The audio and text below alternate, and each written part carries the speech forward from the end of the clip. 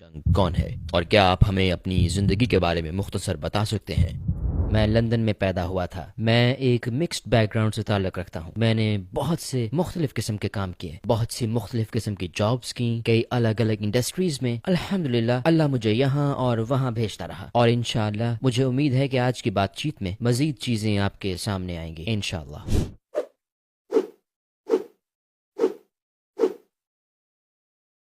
पहले आपकी जिंदगी कैसी थी? उन दिनों शायद मेरा किसी जात पर ईमान नहीं था। मेरी परवरिश मैं कहूँगा कि बहुत ही खुले जहन के माहौल में हुई। मेरे वालिद इस्लाम पर यकीन रखते थे, मगर वो रिवायती इस्लाम को नहीं मानते थे जैसे कि हम इसे समझते हैं, जिस तरह मैं अब इसे समझता हूँ। मेरी माँ मजहब से भरपूर नफरत करती थी। पहले उनकी शादी किसी आयरिश मर्द से हुई थी, फिर उन्हें तलाक हो गई और कैथोलिक मजहब में तलाक की इजाजत नहीं है, लिहाजा उन्हें खारिज कर दिया गया, कैथोलिक मजहब से निकाल दिया गया। फिर जब वो मेरे वालिद से मिली तो लोगों ने इस बात को कबूल नहीं किया। उन्होंने मजहबी लोगों को देखा और उनमें मुनाफिकत नजर आई। वालिदा ने उनको हमेशा दूसरों को सिखाने मगर खुद अमल ना करने वाला पाया। तो हम ऐसे माहौल में बड़े हुए जहाँ घर में कोई हकीकी मजहब नहीं था। हमें बस अपना किरदार अच्छा बनाना, मामलात अच्छे रखना, तौर तरीके अच्छे बनाना सिखाया जाता था, मगर मजहब की कोई अहमियत नहीं थी। और अगर मैं अब उस वक्त सोचूं तो शायद मुझे कभी कभी शक पैदा होता था कि खुदा है भी या नहीं, या कोई मजहब है या इस तरह की कोई चीज है या नहीं। और मेरा ये यकीनी ईमान नहीं था कि हमें किसी अकीदे को मानने की जरूरत है। तो क्या आप हमें अपनी जवानी के जमाने के बारे में बताएंगे? जब मैं 18 साल का था तो हर चीज में नाकाम हो रहा था। मैं स्कूल के सारे इम्तिहानों में फेल हो रहा था और मैं बस म्यूजिक बिजनेस में काम करना चाहता था, चाहे किसी भी तरह हो। अल्हम्दुलिल्लाह एक मौका मिला। मेरे वालिद कोई बिजनेस कर रहे थे। उनके बिजनेस पार्टनर्स में एक शख्स ऐसा भी था जिसके म्यूजिक बिजनेस में बहुत से राब्ते थे। मैंने उससे बात की और कहा, देखो प्लीज मुझे किसी भी तरह इन करवा दो, बस मुझे अंदर दाखिल करवा दो, बाकी काम मैं खुद कर लूंगा, बस मुझे इन करवा दो। आखिर उसने किसी से बात कर ही ली और मैंने म्यूजिक प्रमोशन कंपनी में काम शुरू कर दिया। मैं बहुत खुश था, लगता था पूरी दुनिया मेरी मुट्ठी में आ गई हो। फिर उससे मुझे अगली जॉब का मौका मिला जो बहुत ही जबरदस्त जॉब थी। मैं जिस कंपनी में काम कर रहा था उसे स्टीवी वंडर के लिए प्रमोशन करने का कॉन्ट्रैक्ट मिला और उसे चलाने वाली अहम तरीन शख्सियत एक प्रोजेक्ट मैनेजर थी। उन्होंने मुझे फोन किया और कहा, क्या तुम अभी अपनी जॉब छोड़कर मेरे साथ काम करना चाहोगे? मैंने कहा, डिपेंड करता है कि काम क्या है। उन्होंने कहा, हम यहाँ यूके में मोटन रिकॉर्ड्स शुरू कर रहे हैं। ये तो जैसे मेरा ख्वाब पूरा हो गया था। पूरी हिस्ट्री में मोटन सबसे बड़ा रिकॉर्ड लेबल है। अपने नाम के साथ मोटन का नाम जुड़ना, ऐसा बिजनेस कार्ड अपने पास होना जिस पर मोटन रिकॉर्ड्स लिखा हुआ हो, आप कहीं भी जाएं ये कार्ड आगे कर दें, सारे दरवाजे खुल जाते हैं। और मुझे यूके में मोटन रिकॉर्ड्स का ये नया विजन शुरू करने का मौका मिल रहा था। वो कौन सा नतीजा खेज लम्हा था जो आपको इस्लाम के करीब ले आया?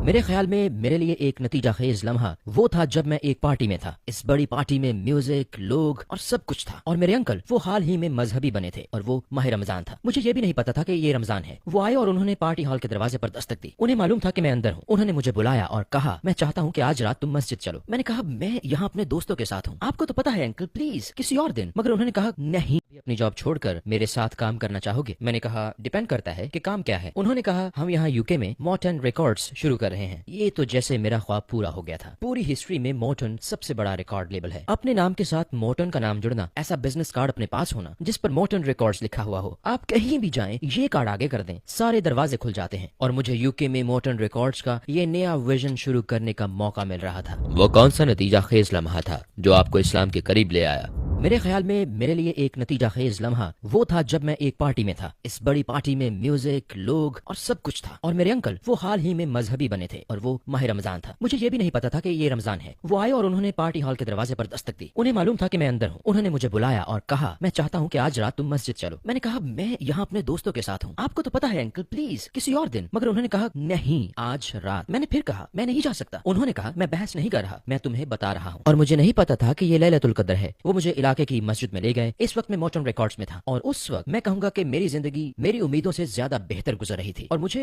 कनूत में दुआ का होना याद है। मैं उसमें शामिल नहीं हो रहा था। मैं मस्जिद के आखिरी सिरे पर बैठा था और मुझे पावर महसूस हुई। आमीन आमीन आमीन। मुझे ये कहना याद है, मैंने वहां बैठे बैठे कहा, देखो खुदा, मुझे नहीं मालूम तू है या नहीं, मगर तुझे बता रहा हूँ कि मैं अपना लाइफस्टाइल नहीं छोड़ूंगा। मैंने कहा, मैं नहीं छोड़ने वाला, मेरी जिंदगी बहुत अच्छी है। मैंने कहा, अगर तू मेरे लिए ये चाहता है तुझे कुछ करना होगा, तुझे मुझको दिखाना होगा।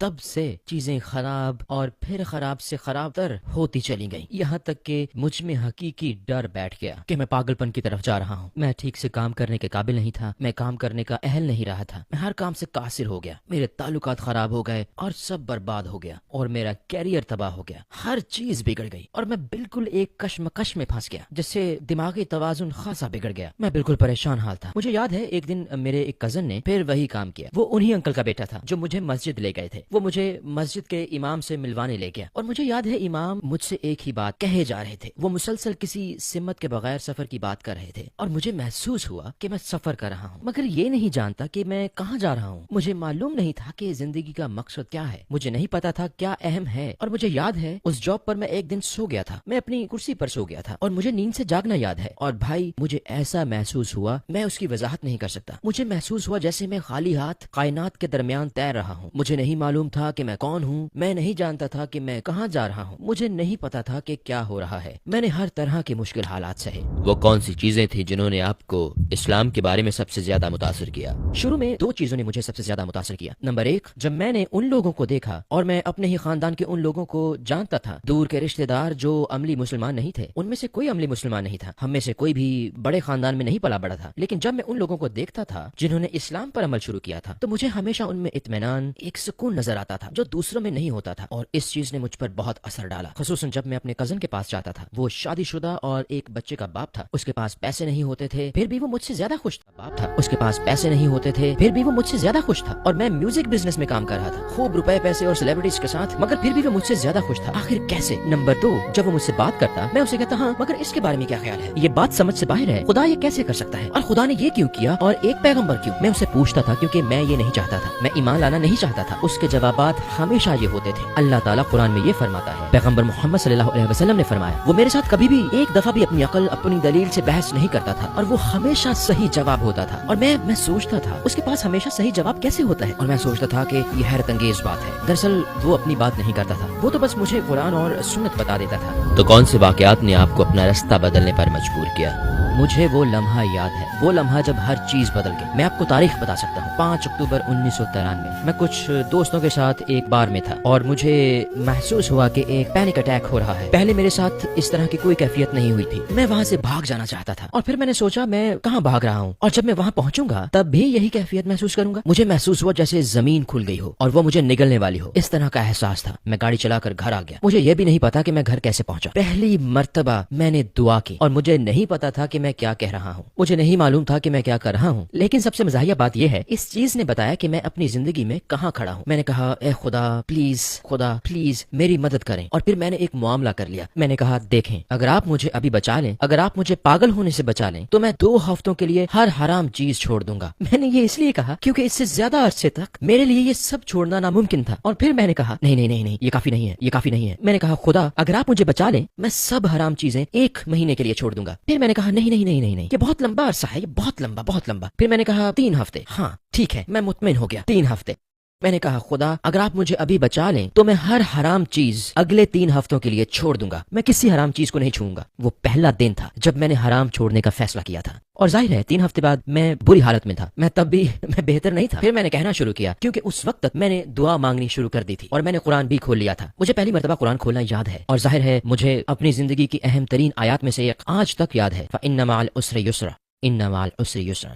تم اس وقت جس مشکل میں ہو وہ ختم ہو جائے گی، اور مجھے اس پر رک جانا یاد ہے، اس پر ٹھہر جانا یاد ہے۔ ہر چیز کی طرح میں اس آیت پر ٹھہر گیا تھا کہ شاید اس مشکل کے بعد کچھ آسانی آنے والی ہے۔ کون سی بات نے آپ کو یقین دلایا کہ اسلام 100% سچا ہے؟ میں آپ کو سچ بتاؤں گا، میرے خیال میں جب آپ میری طرح کئی مختلف نظریاتی بیک گراؤنڈز کے ساتھ پلے بڑھے ہوں، بلکہ ابھی بھی میرا بھائی ایگنوسٹک یا شاید ایتھیسٹ ہے، میری بہن بدھسٹ ہے، اور میرے سسر یہودی ہیں، میری ساس ایتھیسٹ تھیں، میرے خاندان کے قریب ترین لوگ یا ان میں سے زیادہ تر مذہبی نہیں تھے، اور میرے بہت سے قریب ترین دوستوں کا بھی یہی حال ہے، لیکن میرے نزدیک ایمان کا سفر ایک مسلسل سفر ہے، اسے مسلسل آزمایا جاتا ہے، اور شیطان ہر وقت وسوسے پیدا کرے گا۔ تو میں ایمانداری سے کہوں گا کہ میرا سفر سیدھا نہیں رہا، سیدھا اور بالکل سیدھا ایمان اوپر نیچے ہوتا رہا ہے، اور پھر مشکلات کے دن جن کا مجھے سامنا ہوا